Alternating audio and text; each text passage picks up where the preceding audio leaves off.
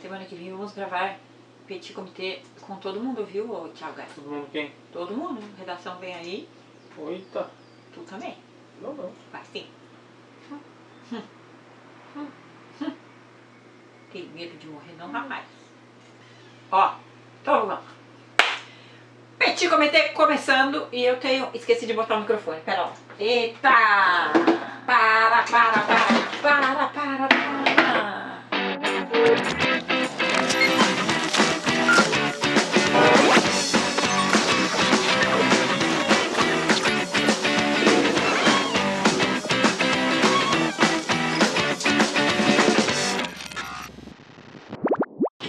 Petit Comitê começando agora sim com som. Alô, som. Muito bem, tinha esquecido de colocar o microfone, gente. Você tem que entender que aqui o conteúdo é bom, mas o cérebro não funciona direito. E já vou começar, é o seguinte, vamos começar continuando assuntos da semana passada, porque o povo quer saber, tem muita pergunta, tem pergunta em tudo quanto é lugar sobre as eleições, obviamente. E nego quer saber por que essa história de tantos votos nulos, brancos e abstenções. Eu guardei uma matéria aqui, inclusive, para eu não falar bobagem. O que aconteceu nas eleições neste domingo? Não foi minha culpa, tá, gente? Eu falei de se não tivesse candidato ou se não acreditasse nas pessoas para não se intimidar e não ir votar, ou votar nulo ou votar em branco. Não é minha culpa, mas mais de um terço da população, tô lendo aqui na matéria que eu li no Estadão, que mais de um terço da população, exatamente 34,8% não participou da escolha do novo prefeito. Diz que foi 1.900.000, quase 2 milhões de pessoas nem apareceram para votar, desses 3 milhões lá vai cacetada. E votos brancos foram 367 mil, anulados, votos nulos são 788 mil. Supera a votação do Dória, que ganhou, que foi de 3,8 milhões.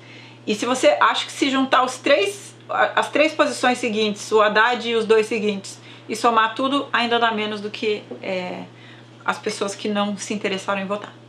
Aí todo mundo está perguntando, vou representar aqui através da Lales, como eu avalio o grande número de brancos, nulos e abstenções nas eleições e o que pode ser o significado. Vou dar minha opinião, tá, gente? Eu não sou especialista em política, mas eu realmente acho que as pessoas, não estavam interessadas nessa eleição, estão um pouco de saco cheio depois de tudo que vem acontecendo de política. 2, eu acho que eles realmente não acharam um candidato, como eu também não achei. Não achei que nenhuma daquelas pessoas me representava de maneira definitiva. Eu acho que é importante isso. Eu não acredito em voto útil, acho...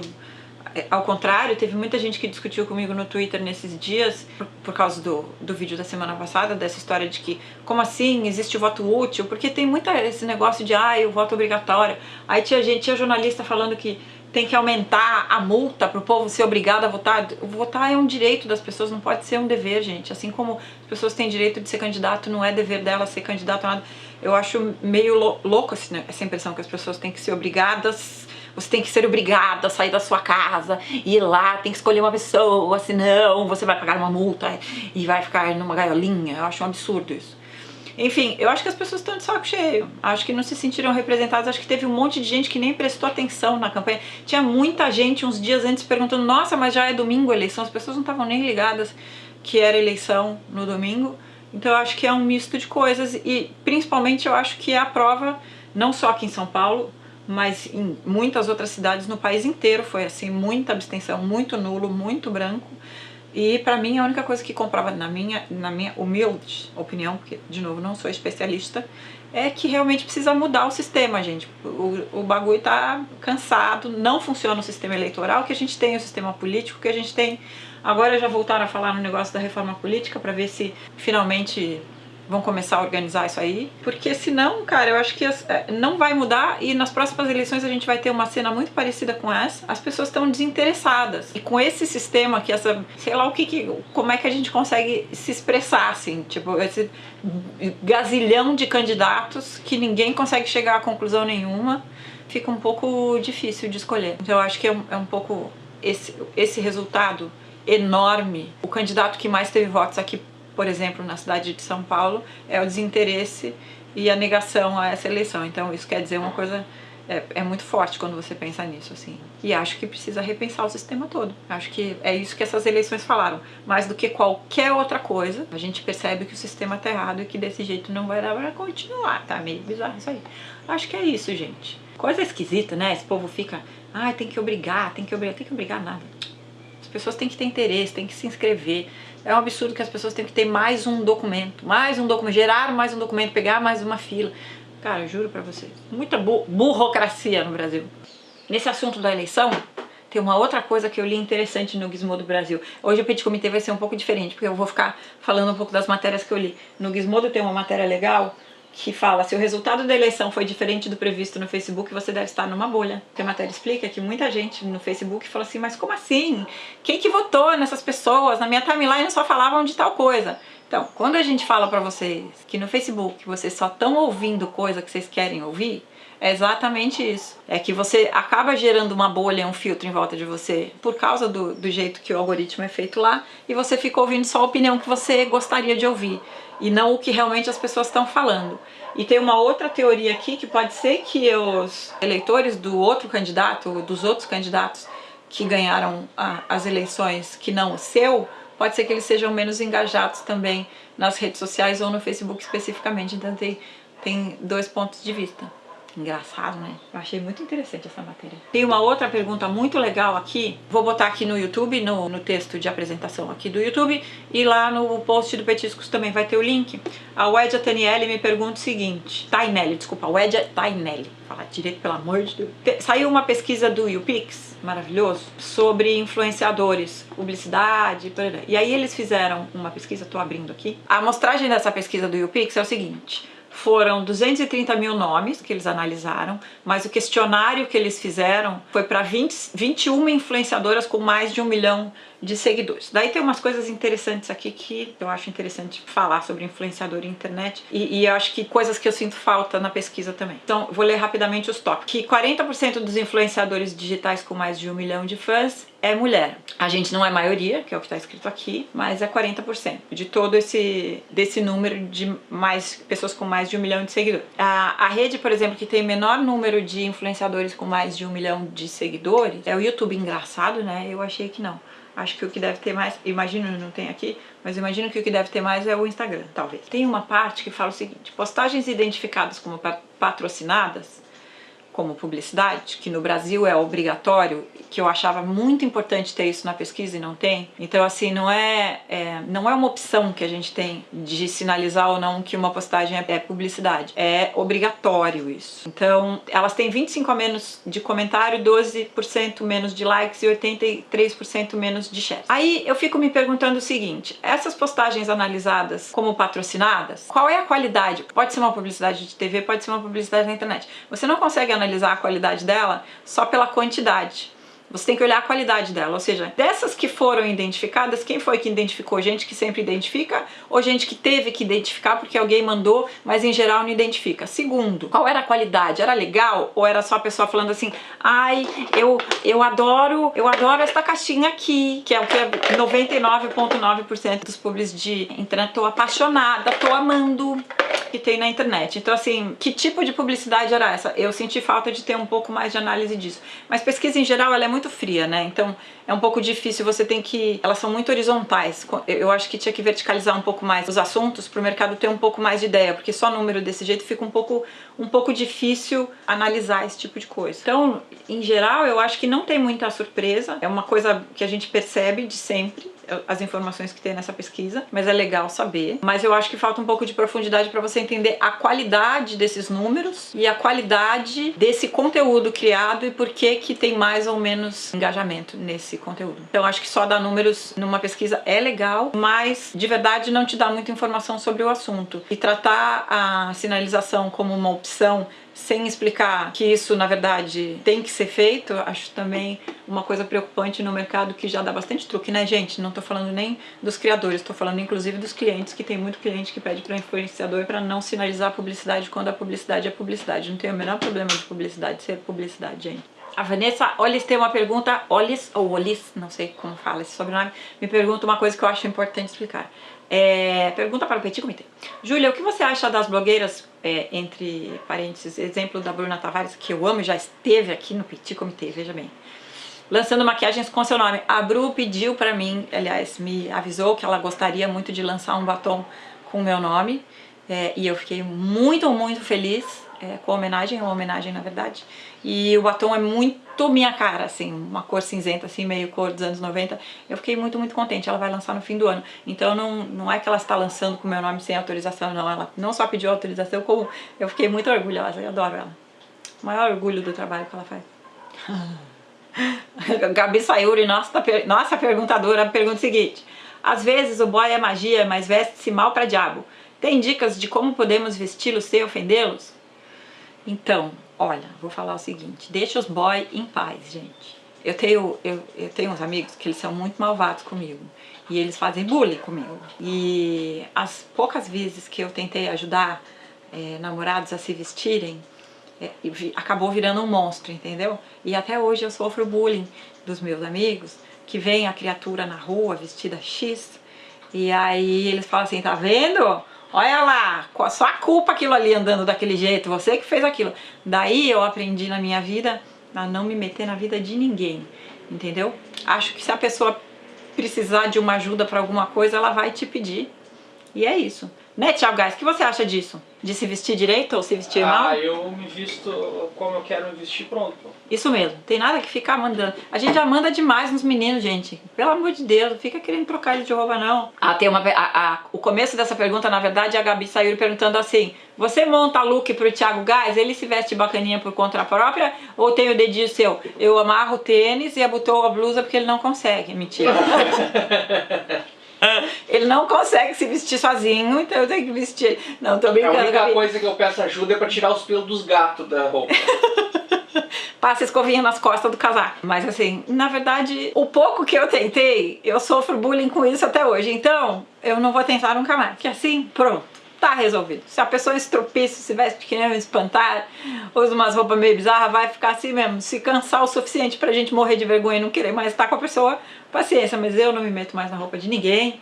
Deixa a pessoa usar o que quiser e acabou. A Raíssa tá me perguntando um negócio que eu acho importante, eu ia mandar uma mensagem pra ela por Twitter e acabei não mandando. O seguinte, teve uma decisão da justiça, a Mônica Iose fez um comentário sobre uma decisão do Gilmar Mendes e ele processou ela e ela perdeu em primeira instância, vai ter que pagar 30 mil reais pra ele de indenização, difamação, sei lá o que era, eu não sei direito qual que é a razão. Daí eu fui lá olhar o comentário dela e eu achei meio vago, assim, eu não achei que aquilo é motivo pra processar ninguém. Mônica, acho que vai dar tudo certo no final, nega. Acho que você não fez nada de muito errado, não. Não precisava ter processado a Mônica, mas enfim, espero que dê tudo certo. Eu acho que vai dar tudo certo, porque de verdade não vi ali uma pronta ou alguma coisa de verdade dela falando mal do juiz. Então, estamos com você, nega. Não pode fazer isso com as pessoas, não. O que é? Agora não pode dar opinião sobre isso. Mas eu não sou juíza. Então, tem que ver direito como é que resolve isso aí. É uma pena. Eu acho tudo uma pena. Laísla Passos, lá no YouTube, me pergunta o seguinte: em uma entrevista ao Jô Soares, você disse que era uma mãe rígida, não exatamente com essas palavras. Sabemos que você foi mãe novinha, como você se impõe para que a Nina saiba respeitar a sua autoridade? Sua profissão influenciou nas decisões profissionais dela? Seu conceito de construção de família foi concluído com sucesso? Ela foi um sorrisinho chorando de rir. Se foi concluído com sucesso, saberemos quando eu morrer, na verdade, né? Não sei.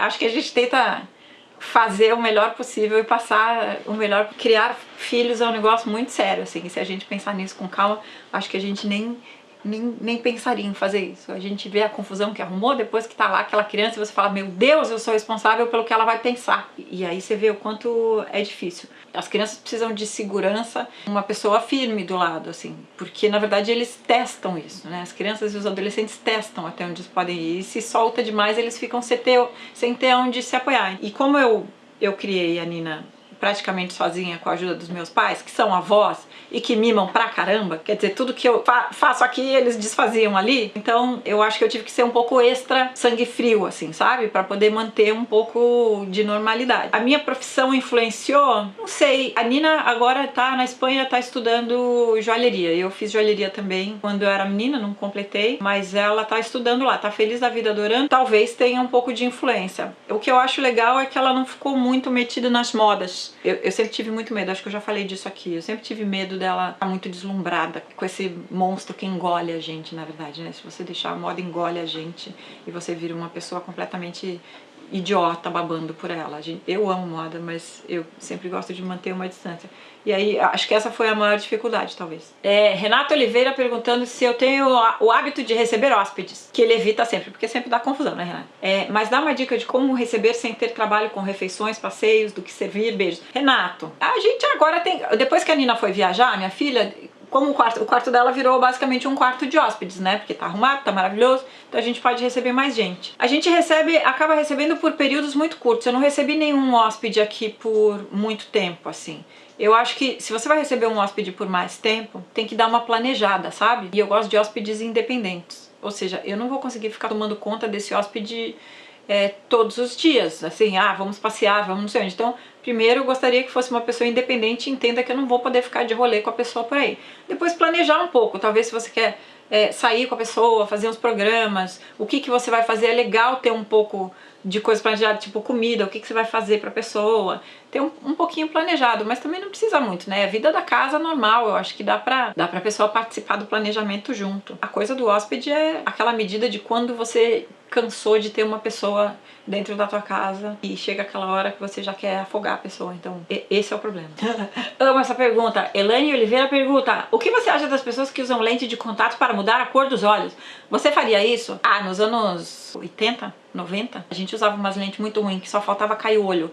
E aí você conseguia usar tipo meia hora e cair o olho. E parecia um gibi. Continuo achando que parece um gibi. Eu continuo achando lente colorida muito ruim, cara. Eu fico olhando aqueles pontos. Porque é tudo pontilhadinho. Eu nunca entendi por que lente colorida é pontilhada. Alguém me explica? Tchau, guys, por que a lente colorida é pontilhada, o desenho? Não faço ideia. Por que alguém especializado em lentes pode me explicar por que o desenho da íris, da lente, não é feito como é o desenho dos olhos mesmo, quer dizer, perfeitinho assim? Por que é feito pontilhado como se faz um outdoor, por exemplo? Ou seja, a pessoa chega perto e você vê aquele olho de pontinhos. Inclusive as mais caras, tipo, um lançamento maravilhoso, uma lente nova, super natural. Você olha no olho da pessoa, parece um zumbi. E outra pergunta, por que a lente sempre fica bisguila, ô tchau, guys? Porque tá colocada errada, só pode, né? Então, mas a lente sempre fica meio assim, a pessoa sempre parece que tá fritando peixe e olhando gato. Porque o centro da lente, parece que ela nunca tá no centro certo dos olhos. Eu não gosto de lente, não. Bisguila ou zarolha? Bisguila pra mim é quando fica um pra cada lado o olho. Zarolha. Bisguila? Eu acho que é a mesma coisa, acho que é a mesma coisa, bisguila e zarolho, não? Mas eu não usaria não, por causa disso, eu acho muito feio. Acho que se fosse natural, assim, e fosse bonito o desenho da íris, talvez. Também não entendo por que a abertura da íris não, como chama? Da pupila, é perfeitamente redonda, assim. Por que o desenho não começa ali meio sombreado, devagar? Tem umas lentes que são de colorido só da volta do olho, não sei explicar, só da parte de fora da íris, assim, que não tem aquela bolinha no meio, que eu acho que fica um pouco melhor, não fica aquele buraquinho da pupila no meio. Mas mesmo assim, esse desenho que é só em volta também é pontilhado, gente, eu não entendo. Alguém me explica, pelo amor de Deus. Tomara que eu tenha alguém que me assista que entenda por que pintura de lente de contato é feita em pontilhismo e não com uma pintura normal. Aline Mendonça Braga me pergunta o seguinte: com Dória na prefeitura, você acha que São Paulo será muito bem tratada para ser usada como vitrine na candidatura de Alckmin à presidência de 2018? Pergunto, pois não sou o PSDB, nem pro Alckmin, nem eu, pelo amor de Deus. Ou Dória, mas gostaria muito que São Paulo fosse bem cuidada. O que você pensa sobre isso? Provavelmente o plano é esse, e eu acho que é o mínimo que eles têm que fazer, né? E duvido que eleja, já vou falar, duvido que, mesmo sendo assim, eles elejam o Alckmin pra alguma... Pronto, falei, tá aqui dado o meu palpite. Pelo que eu ouvi em todos os canais de notícia, todos os comentários, todas as análises da eleição, se me parece, pelo que eu li em todos os comentários e e li artigos e tudo mais, me parece que a eleição essa coisa da candidatura dele foi feita para elevar o Alckmin para presidente, mas suponhamos, tomara que seja uma prefeitura maravilhosa. Acho que nem assim, viu? Mas a gente não sabe de nada, né? É só olhar essa eleição. A gente não sabe de nada nessa vida. Querida Askini, relacionando as perguntas, querida Askini já pergunta: o que você está achando dessa privatização toda de São Paulo? De prefeito que ainda nem assumiu, mas que quer privatizar até a mãe. De novo, é o que eu falei no outro vídeo. Vamos esperar, né, gente? O povo já começa a berrar. Primeiro que tem muita coisa que ele diz que ele quer fazer que provavelmente ele não vai conseguir fazer, porque não é decisão dele decidir, só dele decidir privatizar ou não as coisas. Então a gente não sabe. E tem coisas que sim, estariam mais bem cuidadas na iniciativa privada. Não acho que parques, esse tipo de coisa, mas por exemplo, eu moro aqui de cara com o estádio do Pacaembu, que acabou completamente o faturamento dele depois que o Corinthians e o Palmeiras tiveram seus estádios prontos. Tem um jogo a cada trocentos anos, o estádio é o estádio mais bonito de São Paulo, um estádio Art Deco histórico, que foi um estádio feito para ser uma junção de esporte com arte, porque tinha uma concha acústica para ter espetáculos de música, que foi demolida para fazer aquele tobogã horroroso que tem lá. Então assim, acho que podia sim haver especialmente para o Pacaembu, acho que podia sim haver um projeto bonito para ele voltar a ser o projeto original dele, que é essa coisa de misturar o esporte com a arte. Eu ia ficar muito emocionada, ia achar bonito. Mas os vizinhos aqui desse bairro não gostam das pessoas diferenciadas, vocês lembram disso, né? Daí não gosta que tenha show, não gosta que tenha nada, entendeu? É um inferno. Daí fica assim. Eu acho que os vizinhos, se não privatizar, acho que os vizinhos podiam fazer uma vaquinha para sustentar o estádio, né? Já que eles não deixam ter nada, né? O povo que não gosta que tenha show, que tenha coisa, que tenha evento. Jaqueline Souza me pergunta o seguinte: fiquei curiosa, já que não gosta de comida de passarinho, eu não disse que eu não gosto de comida de passarinho, eu até gosto de grãos, mas eu não como só isso. Quais os meus pratos favoritos? Vamos ver. Feijoada, cachorro quente, cheeseburger, churrasco, comida italiana todas, comida espanhola, paella, todas as comidas da Espanha. Eu gosto de comida japonesa, poderia comer 8 vezes por semana, tava quase nesse ponto ultimamente, mas tava começando já de respirar pelas guelras, aí achei melhor parar. Gente, que mais comida que eu gosto muito? Tchau, guys. Pizza, eu gosto muito de pizza. Chopp conta como comida? Conta. Chopp conta como muito. Sabe coisa que eu gosto muito? Assim, na contra completamente das comidas pesadas, eu gosto muito. Eu adoro fazer saladona também, eu gosto. Carbonara. Eu faço o melhor espaguete carbonara Do universo. Estão todos convidados para vir aqui comer. Não estão, não. Eu vou ter que usar o Pacaembu de panela para fazer carbonara. É só meu o carbonara. É só dele. Olha o ciúme do carbonara, gente, tem que pesquisar isso. A Lena Mourão me pergunta: o que você acha dessa cirurgia de retirada das bochechas? Li que é nova moda entre as celebridades. Acho o sofrimento tão desnecessário. Eu adoro, porque chama bichectomia. Bichectomia é um negócio, vocês não vão fazer isso, tá? Eu vou explicar o que é e já tô proibindo de fazer. Então presta atenção. É um negócio que assim, ó, vou mostrar pra vocês, sabe assim, ó. Tá vendo isso aqui? Faz uma cirurgia que o cirurgião plástico pega por dentro da bochecha e tira tipo uma linguicinha dessa gordura que tem por dentro da pele e costura e faz assim, faz mais marca aqui assim, não faz boca de peixe não, faz só a marca assim, que é o que o povo gosta agora pra ter mais maçã.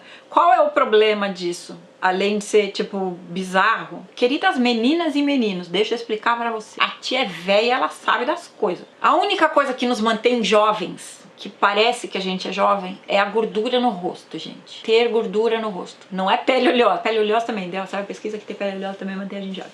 Mas ter gordura no rosto. Ou seja, gente que tem bochechas é gente que vai ficar mais jovem por mais tempo, porque você parece mais jovem, você fica com menos vinco na pele.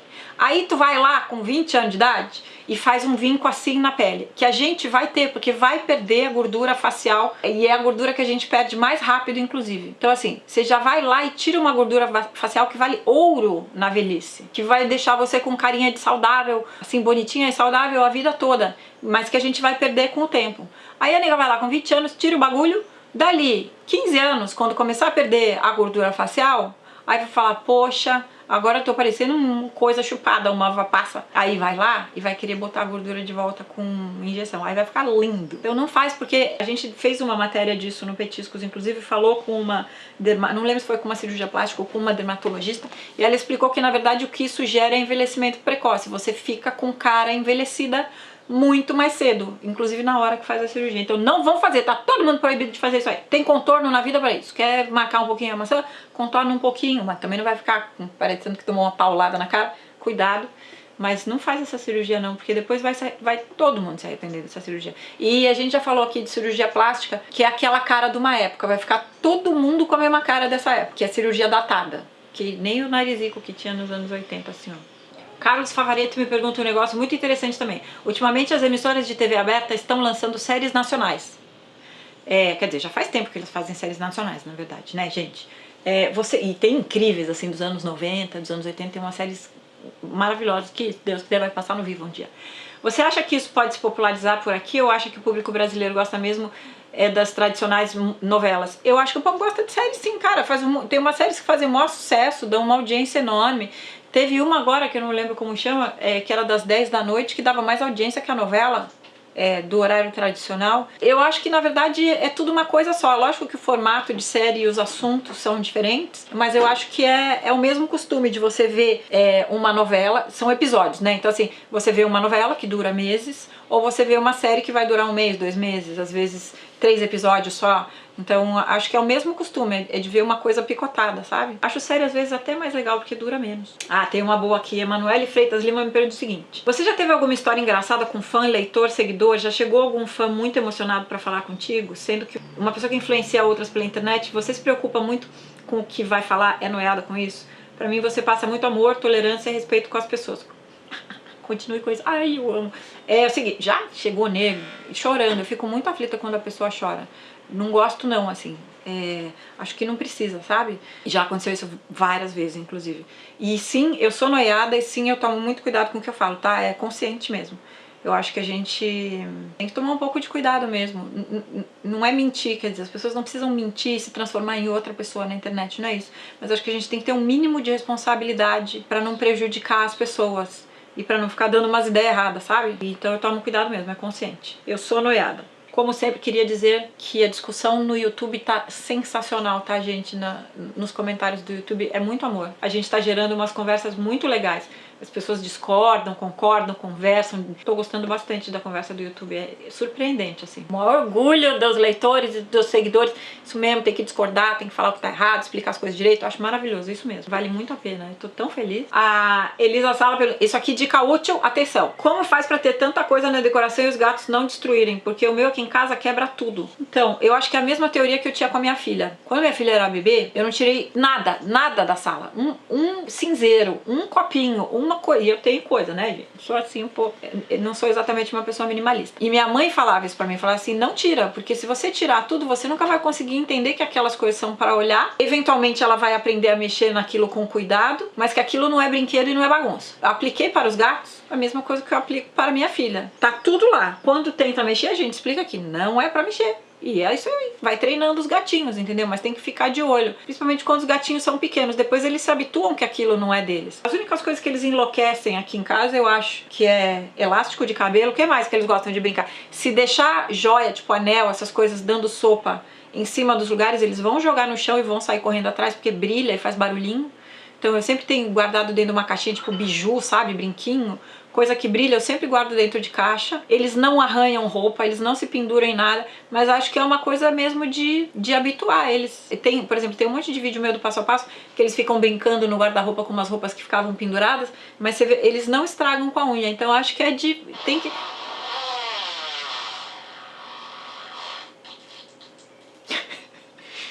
Interrompemos a programação para dizer que o Thiago Gás está com um celular que era meu antes. E que neste celular tem o meu aplicativo favorito, chamado, vou mostrar o meu aplicativo favorito. Se vocês querem saber qual é o aplicativo que não pode faltar em nenhum aparelho de celular meu, é este aplicativo aqui, chamado Pull My Finger, que é um dedinho. Dá pra vocês verem aqui, ó, um dedinho, ó.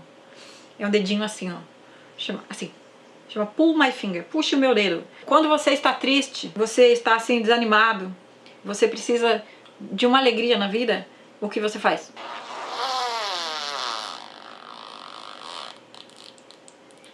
É um aplicativo com barulho de pum. Ó. E como a idade mental nossa não permite que a gente não dê risada, com barulho de pum. Quando eu estou assim desanimada, eu pego e fico rindo feito uma palhaça com barulho de pum, mesmo sabendo que é barulho de mentira. E esse aplicativo ele é muito útil porque você pode programar um delay, ou seja, um atraso no pum. Você pode atrasar ele 15 segundos, 30 segundos ou 1 minuto. E aí você pode deixar discretamente o seu celular, porque a sua idade mental ela é assim tão elevada que você pode escolher qual pum você quer e deixar ele atrasado tipo 60 segundos, né, tipo 1 minuto ou 30 segundos, deixar o seu celular discretamente do lado de uma pessoa e ir pro outro lado da sala e fazer de conta que a pessoa soltou um pum. É maravilhoso, toda a família dá risada. Agora você já pode parar de usar, que eu tô falando de assunto sério aqui, até babei. Já pode parar de usar, tá, Thiago Gás? Obrigada. Tá bom. Os aplicativos úteis que eu tenho no celular. Muito bem, voltamos a transmitir. Então, só pra terminar aqui, Elisa, tem que ficar de olho nos gatinhos e treinar eles. E gato, tem uma coisa sempre que eu acho que eu já falei aqui no Petit Comité, não pode ficar assustando os gatos, porque se o gato tá em cima de um lugar, principalmente assim, ó, aqui minha mesa que é lotada de coisa. Se o gato tá em cima da mesa, você não vai dar susto no gato, porque ele vai derrubar tudo. Se ele tá no meio de um monte de coisa que quebra, se você tentar tirar ele, ele vai se mexer e vai cair tudo. Então a única coisa que você tem que esperar é ele descer. Se ele tentar brincar com alguma coisa, você fala que não. E aí, ou você tira a coisinha dele, mas você nunca tenta tirar o gato no meio de um monte de coisa que quebra, porque vai quebrar tudo mesmo. Normalmente os gatos sozinhos, a não ser que eles queiram pegar pra brincar, eles são muito graciosos e não derrubam nada, então é isso. Aliás, vamos aproveitar, mês de outubro está começando e tem muita gente que maltrata gato, especialmente. Tem muita gente que maltrata gato o tempo todo, que devia ser presa, que maltrata qualquer bicho. Agora, ainda bem que mudaram a legislação aqui em São Paulo, pelo menos. Mas esse mês de outubro, por causa do Dia das Bruxas, essas coisas, tem gente que maltrata gato de propósito, tematicamente. Então fiquem de olho em seus gatinhos e nos gatinhos em geral. Vamos tomar conta dos gatos, especialmente os gatos pretos, que as pessoas são muito cruéis. Então lembrem-se disso no mês de outubro, principalmente, mas sempre, né? E prestem muita atenção, porque gente que maltrata bicho, maltrata a gente, tá? Domínio dos animais, você dominar um animal e torturar ele e maltratar, é um sintoma de outras coisas mais graves. Então, cuidado com gente que maltrata bicho. Radglis. Como é Radglis? Seu nome? Radglis. Palucci me pergunta o seguinte, Palucci me pergunta não, me diz que delícia deve ser o arroz com feijão da Júlia. E meu arroz com feijão não faço na panela de pressão não, tá? Porque vocês precisam saber que eu tenho medo de panela de pressão, porque eu sempre acho que ela vai explodir na minha cara. Sim, eu sei que tem panelas de pressão modernas, que elas não explodem na cara das pessoas, mas tá aí, ó, uma fobia que eu tenho de panela de pressão. Sempre acho que ela vai explodir. Eu faço feijãozinho na panela normal, demora pra cozinhar, vai ficar, ó, chuchu. A Bárbara Pinta, pergunta útil. Quais os critérios para você responder as questões do Petit Comité? É por tendência, por interesse pessoal pelas questões ou pelo tempo de envio? Eu costumo olhar, Bárbara, as últimas postagens, porque se eu começar a olhar tudo muito para trás, começa a juntar coisa demais. Tem um pouco por interesse pessoal, coisas que eu acho legal responder, e tem coisas que, por tendência, no caso, coisas que as pessoas estão perguntando demais, assim, interesses mútuos, que você vê que tá rolando um interesse por algum tipo de assunto. Então é um pouquinho de cada um. É muita pergunta! Bruna Carolina Andrade me pergunta uma coisa muito interessante. Júlia, qual conselho você daria para pessoas que têm como projeto de vida ser uma grande maquiadora valorizada e por onde você aconselha começar essa carreira? Então, quanto mais cursos você conseguir fazer, melhor, porque aprender técnicas e macetes é muito importante. Quanto mais você maquiar, melhor, para situações completamente diferentes. Também é importante para você ir pegando a prática, porque cada situação tem uma técnica diferente, não só a maquiagem é diferente, mas as técnicas vão mudando também. E eu acho que é uma carreira que dá trabalho e é difícil você ir galgando posições, assim. Vai ter muita coisa que você vai ter que fazer de graça, você vai ter que fazer uma boa rede de pessoas conhecidas para você ir entrando no mercado devagarinho. Por exemplo, tem gente que se especializa em maquiagem, sei lá, de comercial, de televisão, que é uma coisa mais segura, que vai pegando esses jobs. Tem gente que gosta de maquiagem de moda, que tem menos dinheiro, mas que é mais artístico. Tem gente que gosta de maquiagem de salão, que também você tem um lugarzinho para você trabalhar, fixo, você tem lá suas clientes. Então, cada tipo de maquiagem tem uma característica específica. Primeiro, por isso que eu falo, tem que fazer, acho que muitos cursos, montar uma rede, experimentar esses tipos diferentes de maquiagem, principalmente para você saber qual é o teu foco, que lugar do mercado você quer, sabe? E aí, a partir daí, aí tem a segunda parte, que é você começar a trabalhar especificamente com esse mercado e achar a tua posição, conhecer gente dessa profissão e assim vai. Então, eu acho mais difícil é você tentar achar qual que é o teu caminho dentro da maquiagem? Tem muitos caminhos diferentes. Aí eu tinha guardado essa pergunta, ela ficou bem pra trás, porque, né? A Gabi Sayuri de novo pergunta o seguinte: séries de moda favoritas? Se são as óbvias, tipo Sex and the City, Gossip Girl, ou aquelas cujo figurino não é o foco, mas são maravilhosos, tipo Downton Abbey, tipo Downton Abbey, por exemplo. Ela fala: vou falar um negócio agora que, tipo, todo mundo desligando o YouTube e deixando de me seguir, mas eu preciso falar isso. Eu tinha horror de Sex and the City e Gossip Girl, tá, gente? Falei, pronto. Terrível. Ainda acho que Sex and the City tinha a produção interessante da Patricia Field, que fazia aquelas coisas loucas, mas eu nunca gostei do roteiro da série, que eu sempre achei que era, entre aspas, para mostrar mulheres modernas em Nova York, mas no fim só falava que elas amavam roupa e ficavam correndo atrás de homem o tempo todo, e me irritava profundamente. Só tô falando a minha opinião, não tô falando que é verdade, tá, gente? Que é real, que era exatamente isso. Tô falando da impressão que eu tenho. E Gossip Girl também me irritava mais ainda, porque era só cafona, aquele monte de roupa, aquelas minas frescas, tipo, que só... Juro por Deus.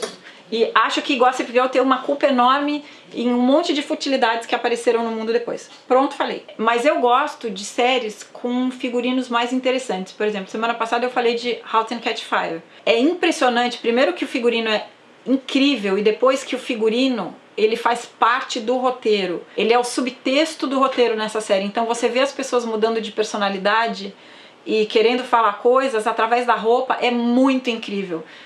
Por exemplo, essa é uma série que se passa nos anos 80, que você fala, teoricamente é uma roupa meio sem graça. Não, primeiro que a roupa tá muito bem embasada, é incrível, assim, os tecidos, tudo maravilhoso, mas ela fala pelos personagens, então eu acho muito poderoso, assim. Acho que quando se usa a roupa para falar, para as pessoas falarem daquilo que elas estão sentindo, é incrível, assim.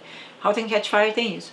E tem, por exemplo, o Penny Dreadful, eu tinha loucura com figurino. É tipo categoria Downton Abbey de figurino. Acho ainda mais bonito. O Downton Abbey é lindo porque é muito bem embasado na época, assim, não tem erro, é muito incrível, assim, os cabelos, as coisas que elas usam, as bijus, os sapatos, tudo muito bem acompanhado na linha do tempo, assim, muito legal, muito bem feito. Penny Dreadful, que eu tava falando, eu acho que tinha uma coisa da roupa bem feita, num nível, os tecidos, as rendas, as coisas que...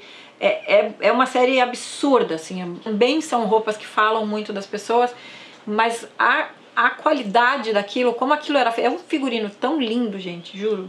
É uma loucura. Então, eu sou mais desses figurinos do que das que falam diretamente de moda, que são muito focadas em moda, porque, em geral, eu acho a série ruim. Nesses dois casos que você falou, eu achava bem ruim. Então pronto. Seu Nandico, última pergunta do seu Nandico. Responde rápido, Todd ou Nescau? Tchau, guys. Todd ou Nescau? Eu sou Todd. Ovo maltine. Não, ovo maltine não, agora que vai parecer público. Não, na verdade, pra tomar com leite simples, Todd, a vida inteira. E ele Nescau. Mas hoje eu não tomo nenhum dos dois. Outro dia me deu vontade de tomar um Todd, eu fui lá tomar... Atenção, protesto. Cara, quando eu era criança, que eu tomava Todd e Nescau, a gente punha açúcar, porque essas coisas não tinham açúcar, era só o chocolate. E aí você tinha que adoçar se você quisesse que ficasse doce. Cara, eu fui tomar um Todd outro dia... Hoje você tem que colocar o chocolate, porque só tem açúcar. Exatamente. Você tem que temperar com chocolate, porque sobrou só o açúcar naquilo ali, gente. É um absurdo, imagina. Eu não daria Todd pra minha filha hoje, nem morta, cara. É puro açúcar, insuportável. Claro que se você tenta colocar menos Todd, aí você precisa colocar chocolate, porque fica sem gosto nenhum. Então se você tenta colocar o Todd para dar o gosto de chocolate, você não consegue, é imbebível de tanto açúcar. Então eu sou uma pessoa do sabor do Todd, porém não tomo mais Todd porque tá nojento de açúcar. Não daria isso para uma criança de jeito nenhum. Aliás, eu não sei como é que pode vender isso para criança com tanto açúcar. Né? Tchau, guys! Isso ali. Nescau é um pouco menos doce, mas também igualmente enjoativo, cara. Não dá. Também. Tá impossível. Devia ter... Cara, como é que pode botar tanto açúcar nas coisas? E encerrando o vídeo, Leandro José... mandou eu falar rápido. 3 pratos de trigo para 3 tigres tristes. Querido, um beijo. Que eu consigo falar os fonemas tudo direitinho. Devagarinho, desse jeito até... 3 pratos de trigo para 3 tigres tristes. Opa! Fala aí, tchau, guys. Eu não consigo. Repete aí você. 3 pratos de trigo para 3 tristes também. 3 pratos de trigo para 3 tigres tristes. 3 pratos de 3 pratos flocos de trigo para 3 tigres tristes. Prontos, falei. Acabou. Pra mim saiu os tristes. 3 3 pratos de trigo para 3 tigres tristes. tigres tristes. Chega de petit comité. Isso aí, gente. Mandem minhas perguntas. Acho que o dia vai ficar levemente... Eu sempre acho que vai ficar mais curto e não fica não. Na hora que eu edito fica igual que sempre. Por favor, não esqueçam de subscrever-se ao canal, clicar thumbs up ou thumbs down, positivo ou negativo, essas coisas caóticas aí. Tchau.